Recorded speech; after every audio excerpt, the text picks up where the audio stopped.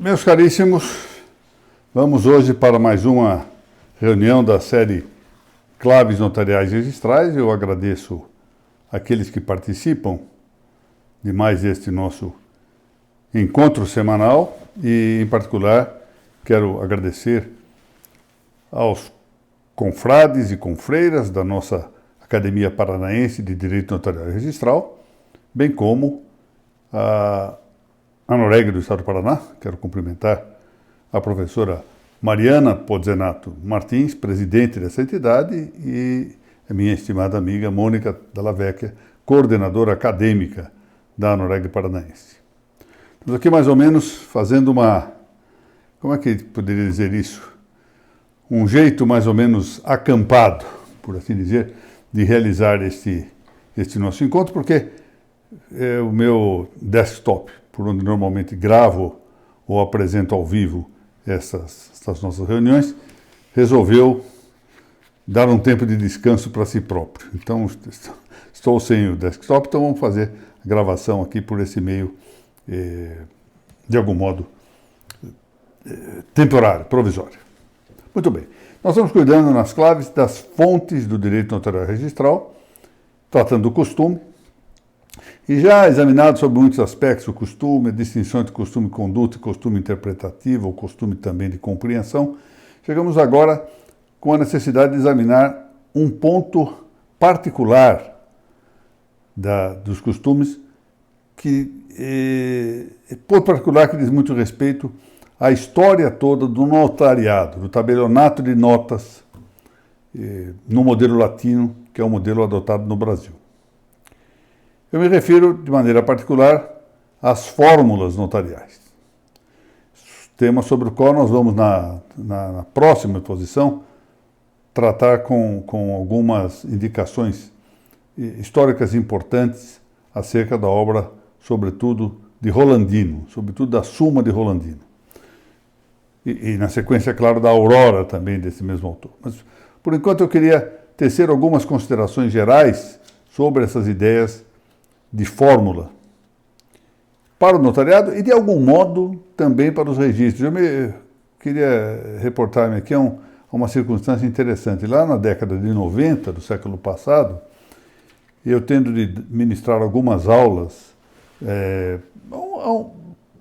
num aspecto teórico, mas no outro aspecto também prático sobre o registro de imóveis, vali-me de fórmulas que haviam sido preparadas com muita competência pelo registrador Ademar Ferranelli, que tinha um modelo, naturalmente um exemplo artificial, de matrícula, com todos os atos suscetíveis de serem ali registrados e averbados, com as suas correspondentes redações. São fórmulas de redação. Mas eu queria referir-me aqui, mais de perto, às fórmulas notariais, as formas utilizadas na história do notariado. Antes de tudo, entretanto, vejamos que a vida mesmo está sujeita a uma série de fórmulas que nós consideramos. Ou seja, a fórmula entendida como, esse é talvez o conceito que nós devemos adotar para as nossas considerações aqui, fórmula entendida como um modelo conciso e preciso de enunciar alguma coisa. Portanto, um modelo conciso e preciso de enunciado. Isso é uma fórmula. Pensemos, por exemplo, nas fórmulas da matemática, nas fórmulas da química, aquelas fórmulas imensas da química orgânica, as fórmulas da física. Podemos, de outro modo, também pensar nas fórmulas da vida, mesmo a nossa, no dia a dia, mesmo essas fórmulas de cortesia. Eu não só me reporto àquelas fórmulas conhecidas, fórmulas de modéstia, não é? Que são conhecidas até hoje, né? Alguém dizer que parvus servum servorum, ou seja, o pequeno servo dos servos. Ou então uma outra que foi usada por São Jerônimo, que dizia ego pulex et Christianorum minimum, ou seja, eu sou uma pulga e o menorzinho, o mínimo dos cristãos. fórmula usada por São Jerônimo.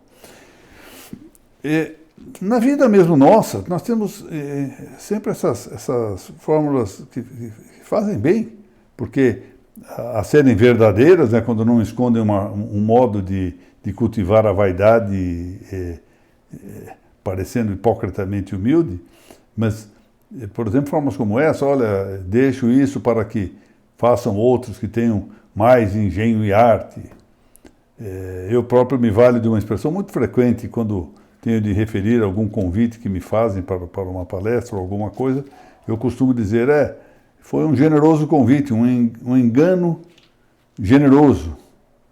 Convidaram-me por engano e eu acabei aceitando. Uma fórmula que, volto a dizer, a ser verdadeira, a ser realmente um ato de reconhecimento, de humildade, é uma fórmula adequada. Muitas vezes é mera fórmula externa e que mal esconde uma certa vaidade. Todos nós somos vítimas desse pecado, uns mais, outros menos, o pecado de vaidade. Isso é inevitável, faz parte da rede dos pecados capitais, não é? Soberba, orgulho, etc. Bom, mas as fórmulas, por outro lado, elas se tornaram realmente muito importantes na história do pensamento. E entre essas fórmulas que nós podemos dizer relevantes para todo o pensamento, nós vamos encontrar fórmulas, por exemplo, na área da religião. Na área da religião, sempre se pensou na necessidade de fórmulas para dogmatizar algumas coisas sob pena de que o objeto da fé se perdesse e só fosse objeto do conhecimento daqueles que pudessem meditar muito, que tivessem uma capacidade apreensiva distinguida. Quando não deve ser assim, a fé é entregue para todos, deve ser anunciada para todos.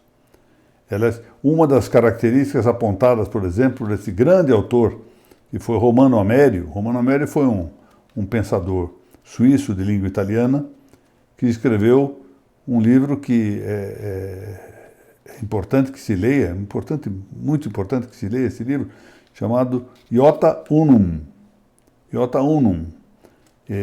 Foi traduzido recentemente para o português. Esse livro foi escrito em italiano, a edição original é italiana, depois foi traduzido para outros idiomas. A primeira versão que eu tive desse livro era uma versão ao castelhano, e agora, recentemente, acho que há uns 2 anos, traduziu-se para o português. Iota Unum, de Romano Amério. Romano Amério diz, com muita razão, que o fenômeno chamado da dessubstancialização da fé ou da vida religiosa, ou mais exatamente dessubstancialização da igreja, como ele se refere, deve-se exatamente a que se identifica a fé com a simples experiência sentimental, com o simples sentimento, com a ideia de um sentimento que se aproxima de Deus, e não importa como. Ao passo que, substancialmente, a fé significa algo de verdadeiro, de objetivo, que se condensava muito bem com as fórmulas dogmáticas. Quando se abandonam as fórmulas, vai-se a pouco e pouco também igualmente reduzindo-se, quando não mesmo suprimindo-se, a substância da fé, o que significa desaparecimento da fé. Muito interessante essa consideração para mostrar o relevo das fórmulas também no plano da religião. Há mesmo uma história muito interessante. Uma revelação privada, portanto, desse a essa revelação o valor que ela pode ter, mas há um livro interessante, escrito por uma freira, uma monja, chamada Maria de Ágreda, um livro muito antigo. A Maria de Ágreda narra aquilo que ela diz ter sido uma revelação privada que ela recebeu, a história da elaboração dos 14 artigos do credo. Os cristãos rezam o credo, nas suas várias formulações, e essas formulações têm 14 artigos. E ela conta como foi que, segundo ela, essas fórmulas foram indicadas para formar uma fórmula maior que integra todo o credo. Cada artigo é uma fórmula e o conjunto também diz respeito à fórmula geral. Muito bem. Na vida das universidades, é interessante considerar como essas fórmulas também, nos primeiros tempos, foram características, e isso interessa muito a história do notariado, porque havia fórmulas, por exemplo, no século XV, foi elaborado um manual de instrução, por meio de fórmulas de cortesia, de como um aluno da universidade, um estudante universitário, deveria comportar-se em relação aos seus professores, ou seja, a forma de cumprimentá-los, a forma de despedir-se, a forma de pedir desculpa, a forma de convidar os professores para jantar com os pais dos universitários. Fórmulas todas de cortesia para o bem viver, para a boa educação no ambiente universitário. E quanto ao direito, em particular, agora o direito em geral e não só o direito notarial. Com a invasão bárbara dos povos bárbaros, já na chamada Alta Idade Média, eu sei que alguns falam na Antiguidade Estendida, né? Antiguidade que supera, portanto, o século IV, século V, e vai adiante, segundo alguns autores.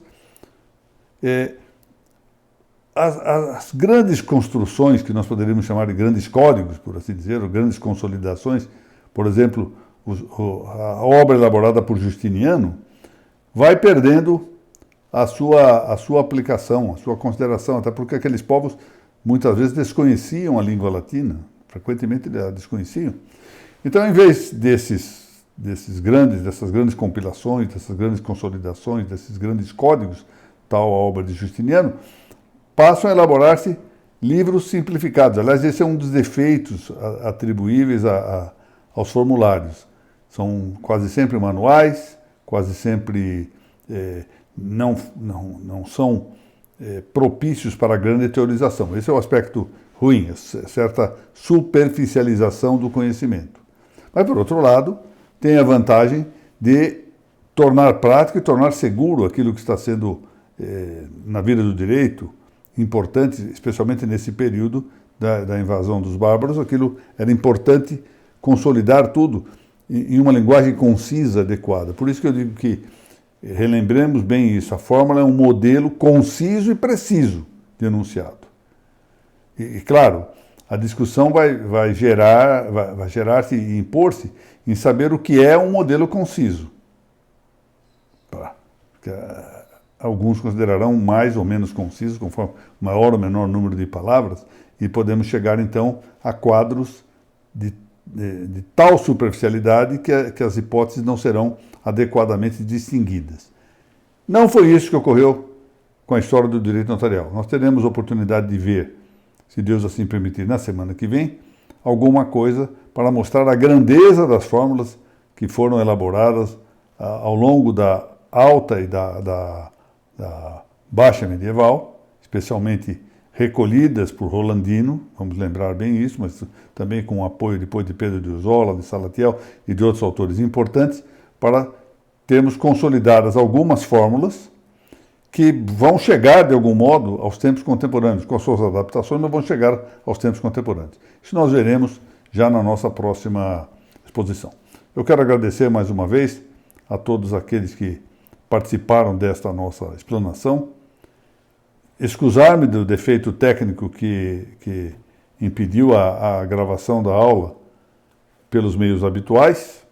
Estamos aqui, como eu disse, acampados, né, com o celular. Mas é assim, a confiança na técnica tem que ser muito prudente, porque quando ela falha de vez, ou falha com grande prejuízo. Agradecer mais uma vez os meus confrades e confreiras da Academia Paranaense de Direito Notarial e Registral. Semana que vem, se Deus quiser, estarei em Curitiba. E, mais uma vez, cumprimentar e agradecer a Norégia do Paraná, a professora Mariana Pozzenato Martins e a professora Mônica Dalla Vecca. Até a semana que vem, se Deus assim permitir.